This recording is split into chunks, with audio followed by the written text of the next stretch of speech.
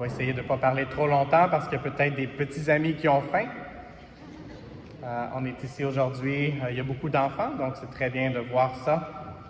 Et puis un détail avant de commencer mon homélie est que ce que le diacre Luc, qui a lu l'évangile de Saint Luc aujourd'hui, porte, et moi, ça vient des années 1947. Et à ce moment-là, il y avait eu un congrès marial, un congrès international, organisé par Monseigneur Vachon. Et puis, pour l'ouverture, c'était proche de l'ouverture des Jeux olympiques de Londres. À Londres, il y avait 85 000 personnes pour l'ouverture. Et ici, à Ottawa, pour un congrès marial, il y avait 80 000 personnes. Il y avait même eu une procession qui était partie de Lansdowne Park. C'était pas à cause d'une victoire de la Coupe Grey et qui s'était rendue jusqu'ici pour adorer le Seigneur. Et c'est pour ça qu'on est ici aujourd'hui, pour adorer le Seigneur. Et alors que je me préparais pour l'homélie, le Père Kevin et moi, on se prépare ensemble habituellement. Une des images qui m'est venue un peu plus tard, c'est cette question. Et puis peut-être que ça se pose à ceux qui sont un peu plus sages ou un peu plus anciens et à ceux qui sont plus jeunes. Quel était votre jouet préféré que vous avez reçu du Père Noël? On pourrait demander quel était le jeu préféré même de Jésus il y a 2000 ans. L'année passée, j'ai chanté une chanson de ma grand-mère. Je ne ferai pas ça aujourd'hui parce que je veux garder la voix pour toutes les messes qui nous restent. Mais je me souviens de grand-maman et de ma mère aussi. Puis un des jeux, je pense, pour les petits-enfants, tout petits, c'est quelque chose de très simple. C'est quelque chose qui pouvait amener un sourire. Et donc, c'était seulement de se cacher et de dire « coucou, ah ». Et donc, quelque chose de tellement simple et en même temps quelque chose qui démontre l'amour. Et donc, c'est un peu comme jouer à la cachette. Et je dois dire que pour ceux qui connaissent un peu l'Évangile, ça semble que Jésus aimait jouer à la cachette. Parce qu'à 12 ans, il était introuvable. Je pense que s'il y a quelqu'un qui a gagné le jeu de la cachette, c'est Jésus. Il a été caché pendant 3 jours. Puis finalement, ses parents, après, eux autres, ils ne trouvaient pas que c'était un très bon jeu. Mais après beaucoup de temps pour essayer de le trouver, ils l'ont retrouvé dans le temple. Et quand on joue à la cachette habituellement, on a un décompte. Et puis après avoir compté, parfois on dit 1, 2, 3, prêt, pas prêt, j'y vais. Et donc, Jésus nous aime tellement, puis ça semble compliqué de croire en Dieu, et en même temps, il se révèle à nous aujourd'hui comme un enfant. Et puis, pour entrer dans le royaume de Dieu, c'est pas d'avoir des études puis un certificat en théologie, mais c'est d'accepter que Dieu est notre Père, qui nous a donné Jésus-Christ, son Fils, qui nous a ouvert les portes du ciel en acceptant de mourir sur la croix, et puis qu'on essaie de se faire trouver par Dieu, puis qu'on essaie de trouver Dieu aussi. Et donc, souvent, quand on est adulte, quand on est un peu plus grand, on essaie de compliquer les choses. Une chose importante, c'est d'essayer de ne pas trop se prendre au sérieux, mais de prendre Dieu au sérieux, lui qui nous aime infiniment. Et c'est qui les premiers qui ont trouvé Jésus? On a entendu parler de eux aujourd'hui. C'est ceux qui n'avaient pas peur de la noirceur. C'est ceux qui étaient habitués de regarder les étoiles, comme on peut le faire dans notre plafond aujourd'hui.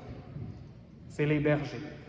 Ceux qui se tenaient en gang pour pouvoir affronter même les méchants loups. Ils n'avaient pas peur, eux, même pendant la nuit. Ils étaient ensemble. Parfois, ils faisaient un feu. Il y avait le feu brûlant de l'amour de Dieu dans une toute simplicité. Et c'est probablement pour ça que Dieu a décidé d'annoncer le message de la naissance de Jésus en premier aux bergers, comme on l'a entendu dans notre évangile aujourd'hui. Alors aujourd'hui, il fait noir maintenant, donc on est ici à la lumière, mais quand on va sortir, il continue d'avoir une noirceur dans le monde. Quelqu'un a demandé d'ajouter une intention, et puis une des intentions, je crois, qu'on devrait tous porter dans notre cœur, c'est la paix. la paix dans le monde. Il y a des conflits qui ont éclaté maintenant il y a plus d'1 an. Et cette année aussi, en Terre Sainte, il y a un autre conflit. Donc, il faut prier pour la paix. Peut-être qu'il faut faire des sacrifices aussi, un peu de jeûne pour la paix, pas à la nuit de Noël, ça c'est le réveillon, donc il faut manger autant qu'on peut. Mais peut-être que ça vaut la peine de demander au Seigneur de nous aider à faire des petites choses avec un grand amour pour demander cette paix que seul Dieu peut donner. Et en passant, Jérusalem, ça veut dire la cité de la paix. Et Bethléem, ça nous appelle à manger, ça veut dire la maison de pain. Pas le bonhomme de pain d'épices, là, mais le pain qui nous vient du ciel et qu'on aura bientôt à recevoir dans cette Eucharistie. Donc, demandons aujourd'hui au Seigneur de nous aider à le chercher. Demandons à l'Esprit Saint de nous aider à découvrir le Père et le Fils, Jésus-Christ. Demandons cette grâce et prions les uns pour les autres. Avec Marie, qui parfois était un peu en questionnement. Souvent, elle était en questionnement. J'ai mentionné la cachette de Jésus quand il avait 12 ans. Elle ne comprenait pas vraiment, mais elle demandait à l'Esprit Saint et elle méditait dans son cœur. Et souvent, on essaie de trouver Dieu dans des affaires compliquées, mais Dieu, où il se cache, si on veut utiliser cette expression, c'est au plus profond de notre cœur, parce qu'il nous aime infiniment, puis qu'il veut qu'on soit avec lui pour toujours. Jésus, si on peut utiliser encore cette expression de la cachette, c'est comme s'il compte jusqu'à la fin de notre vie pour nous trouver pleinement, et puis pour qu'on soit trouvé par Dieu pleinement aussi. Et donc Dieu, il compte. Dieu, il est infiniment patient, et il nous veut avec lui dans l'infinité de son amour et pour l'éternité. Mais même ici sur la terre, le bon Dieu veut se laisser trouver pleinement. Et en attendant de pouvoir comprendre, on a des indices de sa présence. Comme cette année, on célèbre 800 ans de la révélation à Saint François d'Assise. Vous avez probablement entendu parler de Saint François d'Assise. Donc, il y a 800 ans, il y a eu cette image de la crèche qu'on utilise encore, même dans les endroits où il y a peut-être un peu moins de foi, qui est quelque chose de culturel, mais c'est beaucoup plus que culturel. C'est quelque chose qui révèle l'indice de la présence de Dieu. Quand je jouais à des jeux et puis que quelqu'un cachait des choses, on peut penser, mettons, à un chocolat, qu'il essayait de me le faire découvrir. Si j'essayais de trouver dans un coin, il disait « c'est froid, un peu comme l'hiver ». Là, quand j'arrivais proche d'où était la cachette, qu'est-ce qu'on disait? « T'es brûlant, t'es brûlant ».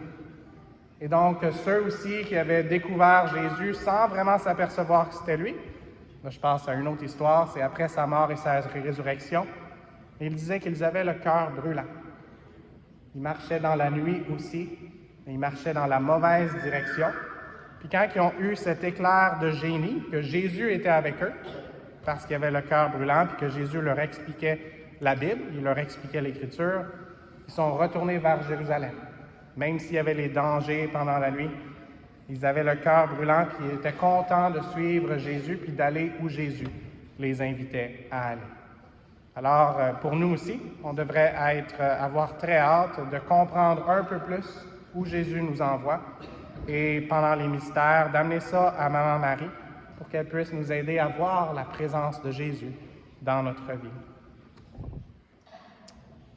Hier, je suis allé à l'hôpital pour un décès. Donc, on célèbre la naissance de Jésus aujourd'hui. Je parle un peu d'un décès aujourd'hui. Et puis, quand j'étais dans la chambre, la lumière, elle était très brillante. Donc, une des personnes qui était là, une des infirmières, a dit « Est-ce qu'il fait un peu trop clair? » Puis, l'épouse du défunt a dit « Oui, il fait un peu trop clair. » Et donc, on a tamisé les lumières. Et on attendait que certains des membres de la famille arrivent pour faire notre prière.